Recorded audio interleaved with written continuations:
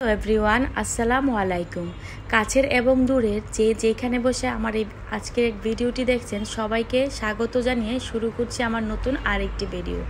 আজকে আপনাদের সাথে কিভাবে গরুর কলিজা ভুনা করা হয় সেই রেসিপিটাই শেয়ার করব এবং কলিজা কিভাবে পরিষ্কার করে ভুনা করলে শুধু খেতেই মন চাইবে আর কলিজা ভুনা দিয়ে চেটেপুটে ভাত খাবে ওইটাই আপনাদের সাথে শেয়ার করব।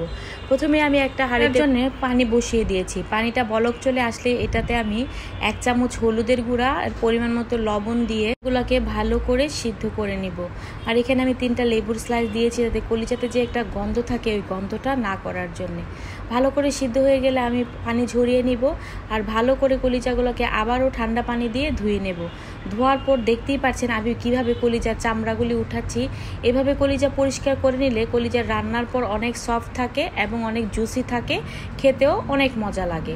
আমি এখানে দিয়ে দিচ্ছি পরিমাণ মতো পেঁয়াজ, সাথে কিছু গরম মশলা দিয়ে হালকা করে ভেজে নিচ্ছি। পেঁয়াজটা একটু ব্রাউন হয়ে আসলে এখানে আমি কলিজাগুলো দিয়ে দিচ্ছি। কলিজাগুলোকে ভালো করে আমি আরেকটু পেঁয়াজের সাথে ভেজে নেব।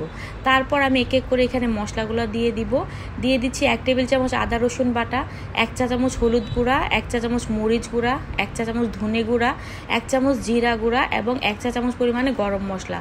আর অল্প একটু পানি দিয়ে আমি কলিজাটাকে ভালো করে কষিয়ে নেব। এই কষানোর কাজটা খুব আস্তে ধীরে করতে হবে।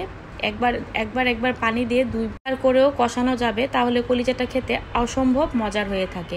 দেখতেই পাচ্ছেন আমার কলিজা কষানো একদম হয়ে গেছে এবং কালারটাও একদম সুন্দর রয়ে গেছে। এখন আমি এখানে 2 কাপ পরিমাণের পানি দিয়ে দিচ্ছি এবং পানিটা শুকানোর জন্য অপেক্ষা। রান্না এখানে একদম রেডি হয়ে গেছে। আশা করি সবার ভালো লাগবে। ধন্যবাদ।